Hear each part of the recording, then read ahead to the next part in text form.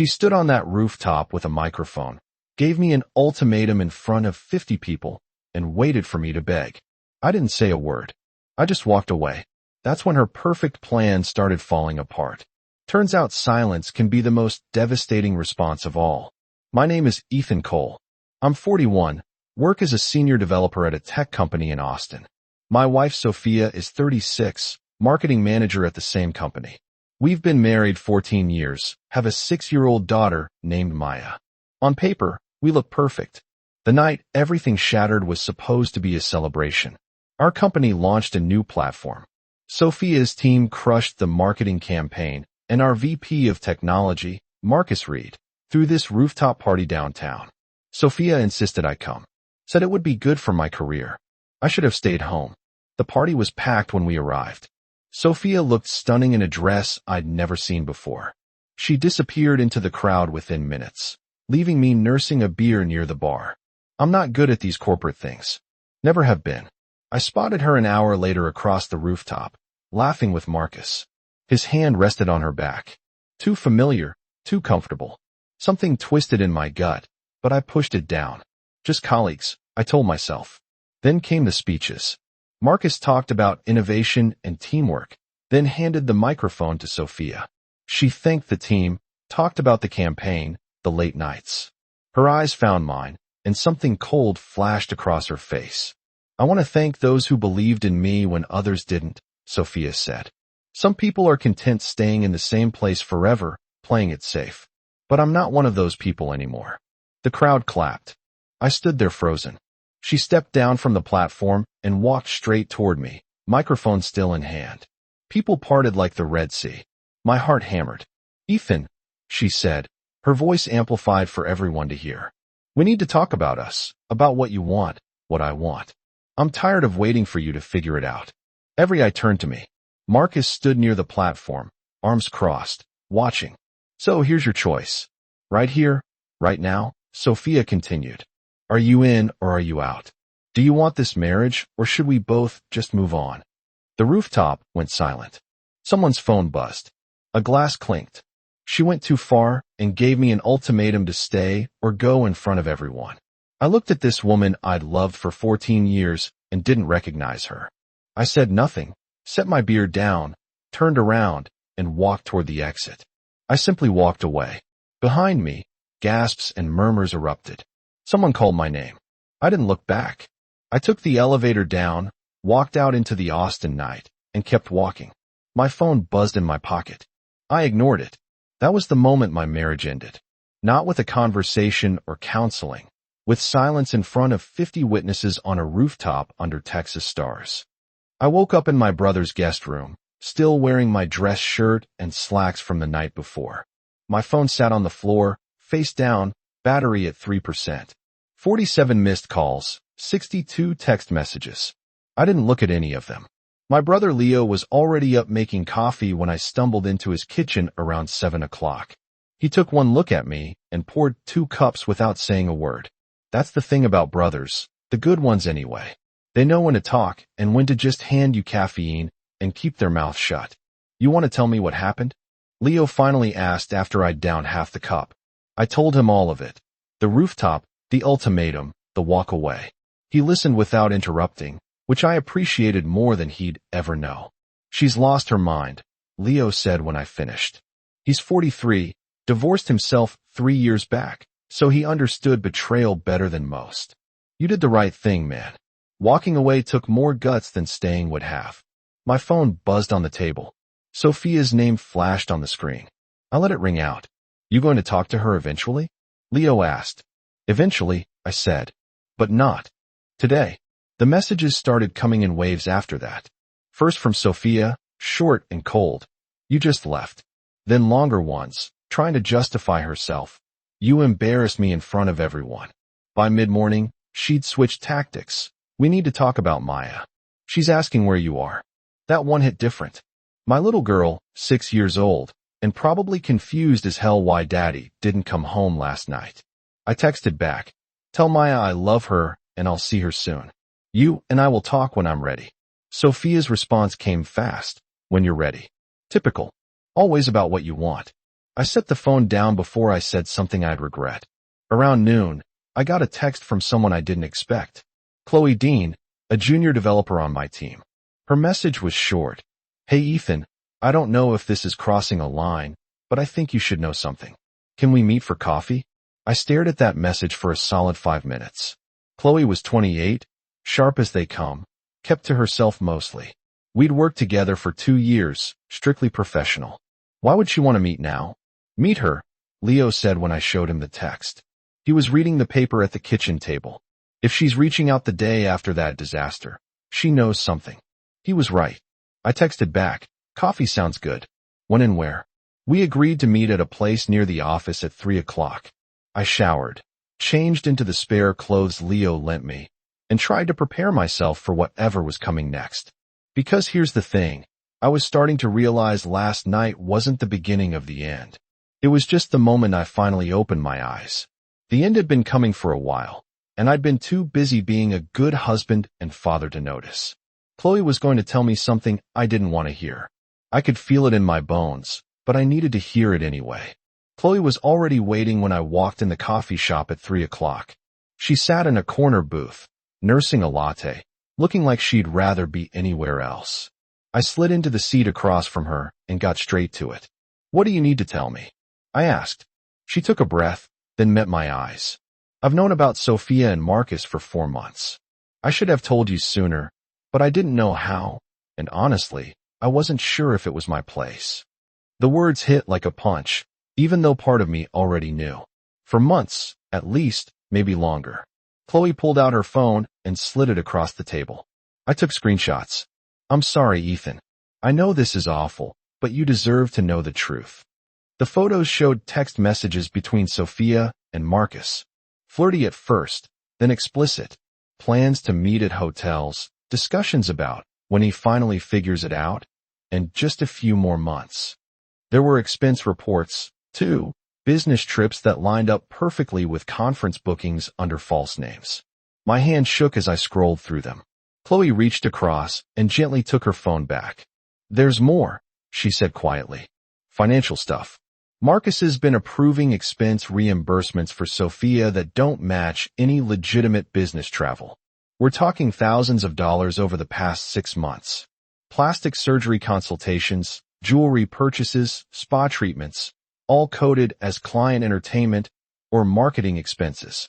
She had work done. The question came out hollow. Breast augmentation in March. Botox every 6 weeks. She told people it was for confidence, for her career. Chloe's voice softened. I'm sorry. I know this is a lot. It was more than a lot.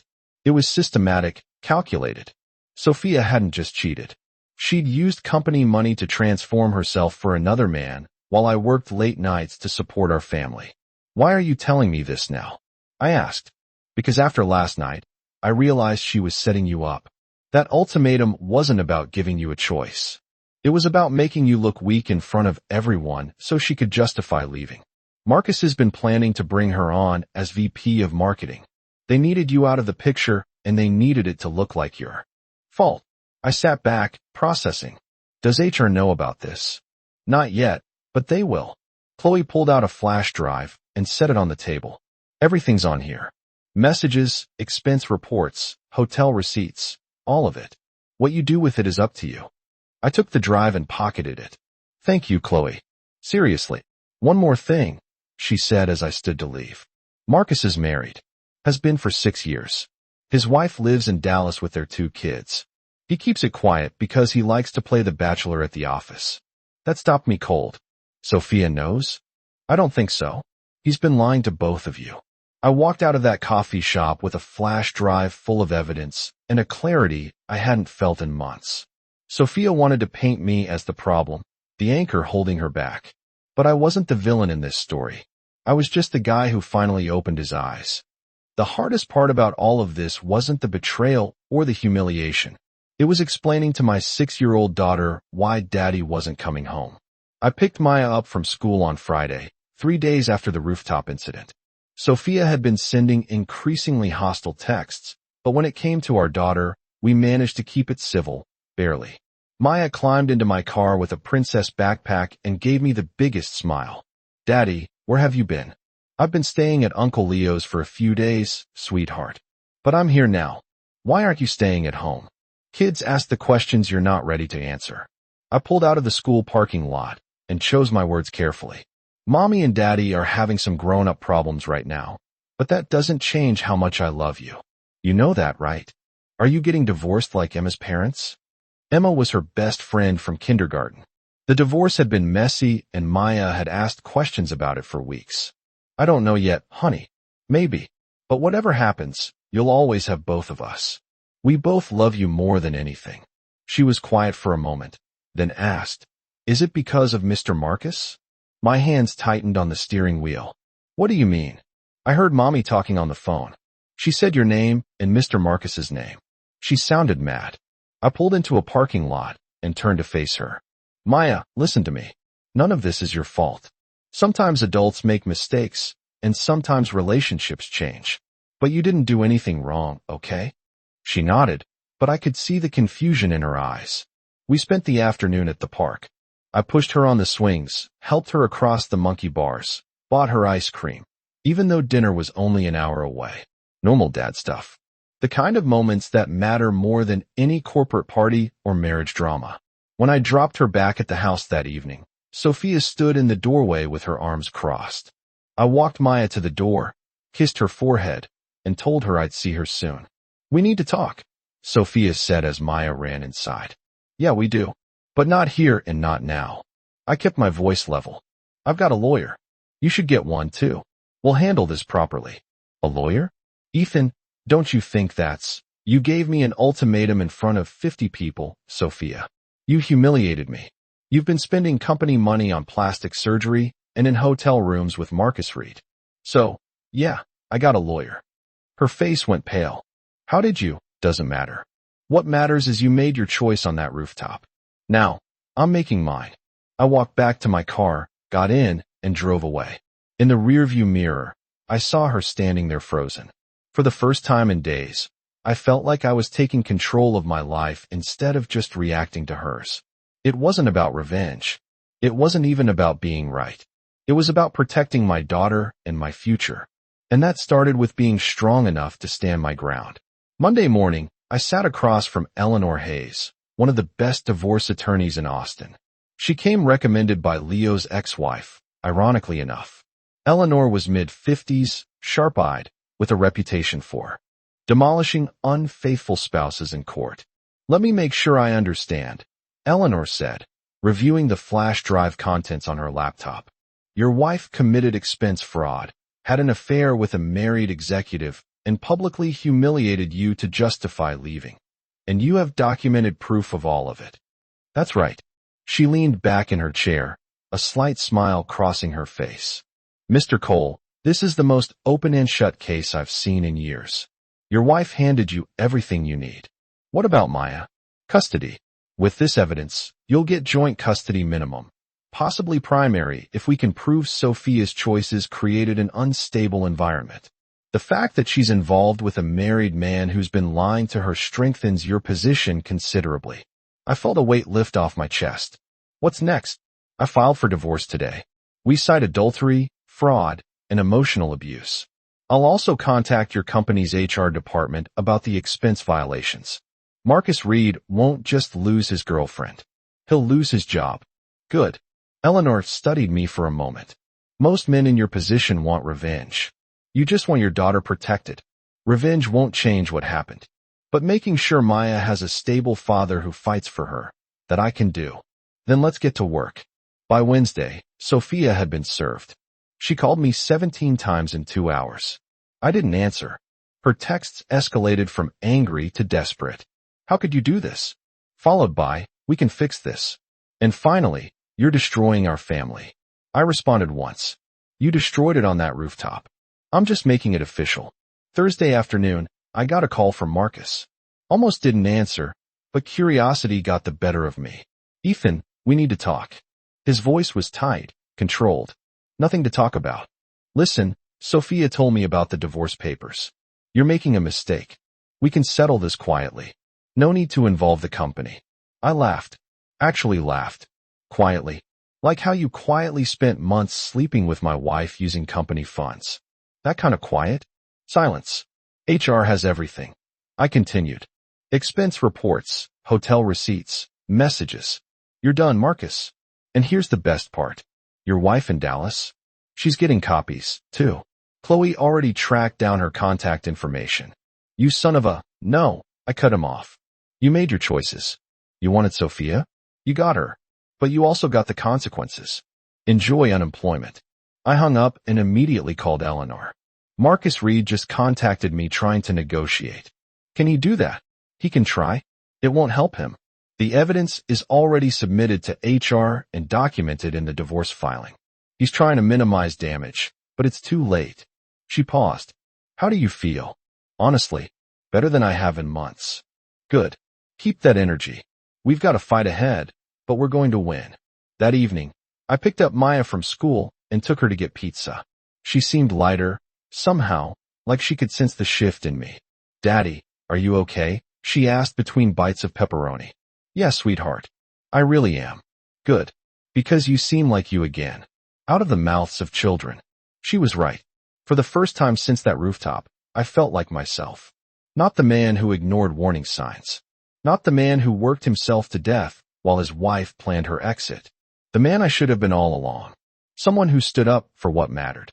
2 weeks after filing for divorce, Sophia asked to meet in person. Not at the house. Not at a lawyer's office. She wanted neutral ground. I suggested a coffee shop downtown, public enough that she couldn't make a scene. She showed up 15 minutes late, wearing a business suit I'd never seen before, probably bought with stolen money. She sat down across from me, and I noticed the dark circles under her eyes, the tension in her jaw. You're really doing this, she said. Not a question, a statement. You did this, I corrected. I'm just following through. Ethan, please. Can't we at least try counseling? For Maya's sake. For Maya's sake. I kept my voice level. You had an affair with a married man, stole company money for plastic surgery, and humiliated me publicly. None of that was for Maya's sake. She looked away. I made mistakes.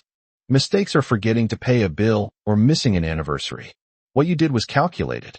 Months of lying, stealing, planning. That's not a mistake. That's a choice. I felt trapped, Sophia said, her voice rising slightly. You were always working, always focused on your code and your projects. I needed more. So, you stole from me and slept with my VP. That's your solution to feeling neglected. People at nearby tables were starting to glance over. Sophia noticed and lowered her voice. Marcus said he loved me. He said we'd be together once everything's settled. Marcus is married with 2 kids in Dallas. He's been lying to you the entire time. Her face went pale. That's not true. He told me he was divorced. His wife served him papers last week. She hired a private investigator who documented everything. Turns out you're not the first employee he's had an affair with.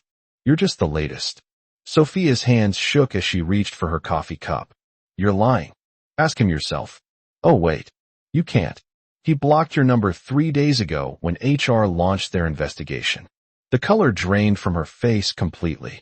For a moment, I almost felt sorry for her. Almost. What do you want from me? She finally asked. Nothing. I want joint custody of Maya. And I want you to stop pretending you're the victim here. You made your choices. Now live with them. I stood up to leave. She grabbed my arm. Ethan, please. I know I messed up, but we built a life together. 14 years. That has to count for something. I looked down at her hand on my arm, then back at her face. It did count for something. Right up until you threw it away for a man who was using you. I pulled my arm free and walked out. She didn't follow. As I drove back to Leo's place, I felt something I hadn't expected. Peace. Not happiness, not satisfaction, just peace. The kind that comes from knowing you did the right thing even when it hurt. Sophia had tried to rewrite history, make herself the victim, justify her choices. But I wasn't playing that game anymore. I was moving forward, and for the first time in years, I was doing it on my own terms. 3 weeks into the divorce proceedings, I met someone who changed my perspective on everything. Her name was Natalie Shaw, a project manager at a competing tech firm. We met at a local coding meetup I'd started attending to get out of Leo's house. She was 39, single mom to an 8-year-old boy named Liam. Divorced 2 years back after her ex-husband's gambling addiction nearly bankrupted them. She had this way of speaking directly, no nonsense, that reminded me a good conversation didn't require walking on eggshells. We grabbed coffee after the second meetup. Nothing romantic, just two people who understood what it meant to rebuild from wreckage. "So you're the guy from the rooftop incident," Natalie said, stirring her latte. "Everyone in Austin Tech has heard that story." I winced. "Great. I'm famous for all the wrong reasons. Actually, most people think you handled it like a boss. Walking away without engaging. That took serious backbone. Didn't feel like it at the time. That's because you were in shock. Trust me, from the outside looking in, you made her look petty and yourself look dignified." She leaned back. "My ex tried to turn everyone against me when I left. Told people I was the problem, that I gave up on us. Took months before people realized he was drowning in debt and lies. How do you get through it? Therapy, good friends, and realizing that his narrative didn't define me. What he said about me wasn't who I was. Same goes for you. Sophia can tell whatever story she wants. The truth always comes out eventually." Over the next few weeks, Natalie became a genuine friend. Our kids had a play date, which went surprisingly well. Maya and Liam hit it off immediately, building elaborate Lego structures while Natalie and I talked about work, parenting, and the weird limbo of divorce. "You're doing better than you think," Natalie told me one afternoon while the kids played in her backyard. "I've seen men completely fall apart during divorce. You're still showing up for your daughter, maintaining your job, fighting for what's right. That's strength. Some days it doesn't feel like it. That's normal. But you're proving something important. You can be hurt without being broken." That evening, Sophia called. Unusual since we'd been communicating only through lawyers. "What do you want?" I answered. "Marcus's wife filed for divorce. She's taking everything. His career is finished." Sophia's voice sounded hollow. "He told me he's moving back east. Doesn't want anything to do with me. And you're telling me this because?" "Because I was wrong about everything. I threw away 14 years for someone who didn't even care about me. I sat down on Leo's porch steps." "Yeah, you did. Is there any chance?" "No," I cut her off. "You made your choice, Sophia. You can't unmake it because it didn't work out how you planned." Silence on the line. "I hope you find whatever you're looking for," I said. "But it's not with me. Not anymore." I hung up and sat there for a moment, expecting to feel something. Satisfaction, maybe. Instead, I just felt tired. Natalie texted, "How'd it go with the kids today?" I smiled and texted back, "Good. Really good." Sometimes moving forward means accepting that some chapters close permanently. And sometimes the people who help you through aren't romantic interests or grand gestures. They're just honest friends who remind you that you're stronger than you think. The custody hearing arrived on a cold Tuesday in November.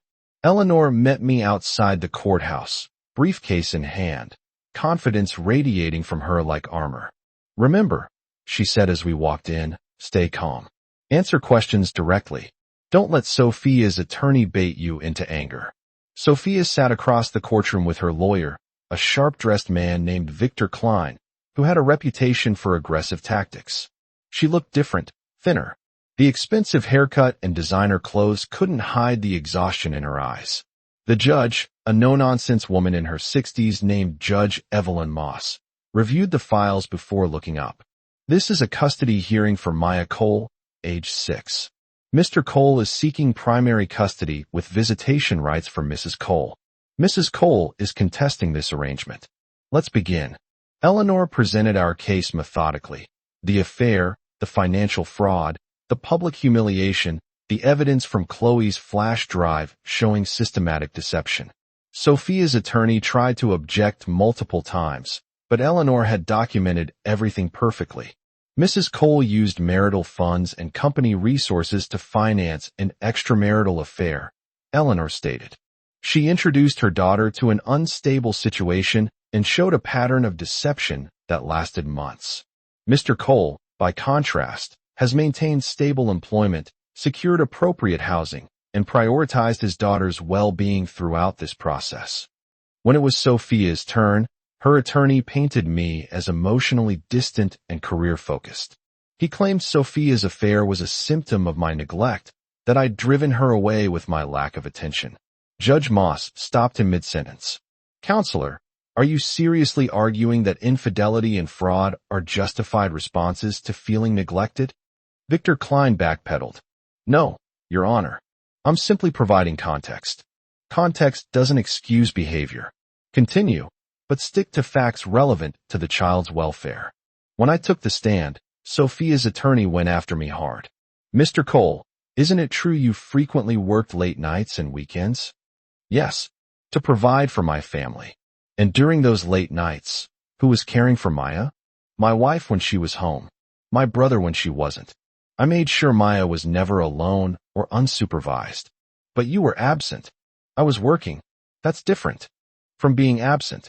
I was at every school event, every parent-teacher conference, every doctor's appointment.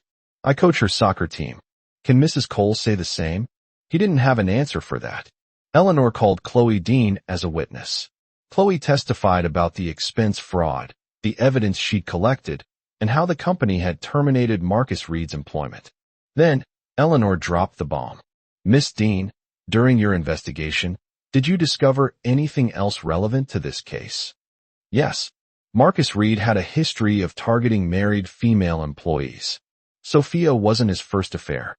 There were at least 3 others over the past 5 years. Sophia's face went white. Judge Moss reviewed the evidence for several minutes, then rendered her decision. Based on the testimony and evidence presented, I'm awarding primary physical custody to Mr. Cole.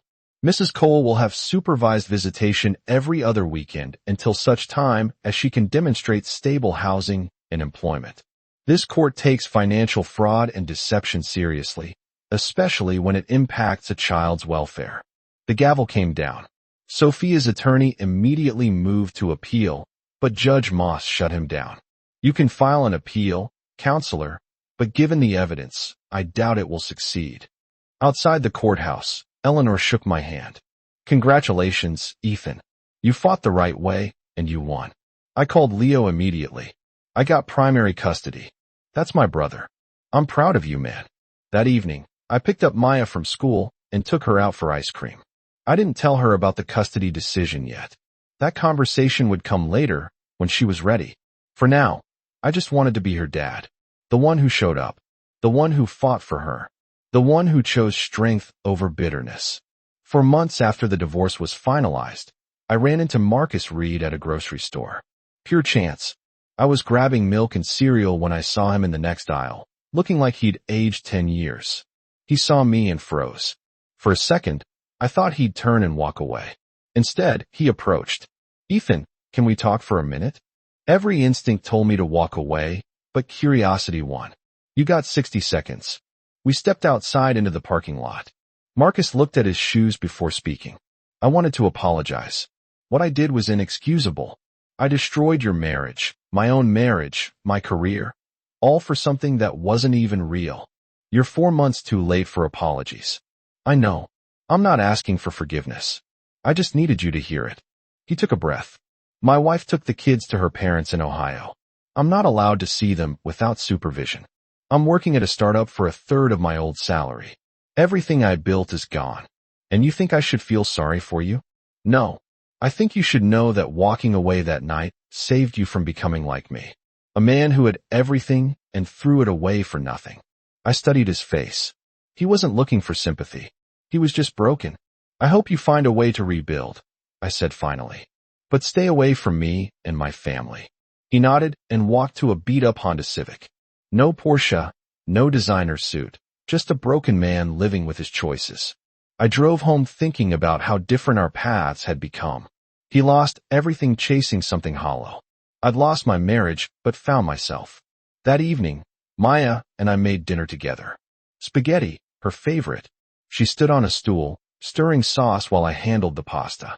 Daddy, are you happy now? She asked out of nowhere. Yes, sweetheart. I really am. Are you? Uh-huh. I like living with you. And I like that you smile more. Kids notice everything. Later that week, Natalie invited me to Liam's birthday party. Nothing romantic, just friends celebrating together. I brought Maya, and she had a blast with the other kids. Natalie found me on the porch watching the chaos. You're doing great. You know, being a single dad suits you. Some days are harder than others. That's parenthood. Divorce or not. She smiled. But you're showing up. That's what matters. The company promoted me to senior engineering manager the following month. Better pay, better hours, a team I respected. Chloe was part of that team, and we'd become solid friends. Professional, but genuine. You earned this, she told me after the announcement. Not because of the drama, but because you're good at what you do. Life was finding its rhythm. Not perfect, but honest. Not what I planned, but something real. And for the first time in years, I felt like I was exactly where I needed to be. 8 months after that rooftop ultimatum, I stood in my new apartment watching Maya arrange her toys in her bedroom. Not a fancy place, but it was ours. 2 bedrooms, a small patio, close to her school. I love it here, Daddy, she said, hugging her stuffed elephant. Me too, kiddo. Sophia had moved to Dallas for a fresh start. She called Maya every week, visited once a month. The relationship was civil now, distant, but functional. She'd started therapy, got a job at a smaller marketing firm, seemed to be building something more authentic. We'd never be friends, but we could co-parent. That was enough. Leo stopped by that afternoon with pizza and beer. We sat on the patio while Maya watched cartoons inside. You look different, Leo said. Lighter. I feel different. Like I finally stopped carrying weight that wasn't mine to carry. Sophia called me last week. Asked how you were doing. What did you tell her? That you were thriving. Didn't seem like she wanted to hear it, but it's the truth. He took a sip of beer. You ever think about dating again? Maybe eventually. But right now, I'm focused on being the best dad I can be. Everything else can wait. Natalie and I had gotten closer over the months, but we'd kept it platonic. Both of us knew we needed to heal before jumping into anything new. Maybe someday that would change. Maybe not. Either way was fine. The tech company threw a launch party for our new platform 2 weeks later. Rooftop venue, nice catering, open bar. The irony wasn't lost on me. This time, I wasn't a guy nursing a beer in the corner. I was the senior engineering manager who'd led the development team. People sought me out, asked my opinions, treated me like someone who mattered. Chloe found me near the railing. How's it feel being back on a rooftop? Different. Better. I looked at the Austin skyline. Last time I was up here, I was losing everything. Tonight, I'm celebrating what I built. You've come a long way, Ethan. We both have. I left the party early to pick up Maya from Leo's place. She fell asleep on the drive home, and I carried her to bed, tucking her in like I'd done 1,000 times. Standing in her doorway, watching her sleep peacefully, I realized something profound. The night Sophia gave me that ultimatum, I thought my life was ending. But she didn't end my life. She just ended her place in it. And in that space, I'd found room to become someone stronger. Not perfect, not undamaged, but real. A better father, a better man. I didn't need her to validate my worth. I didn't need Marcus's downfall to feel vindicated. I didn't need revenge or closure or apologies. I just needed to keep showing up for the people who mattered. Keep building a life worth living and keep choosing strength over bitterness. That rooftop ultimatum was supposed to break me. Instead, it freed me. And standing there in my daughter's room, in my own apartment, living my own authentic life, I finally understood what it meant to walk away from something toxic and walk towards something real. Sometimes the most powerful thing you can say is nothing at all. Sometimes the strongest thing you can do is simply walk away. I did both, and I'd never been more certain I'd made the right choice.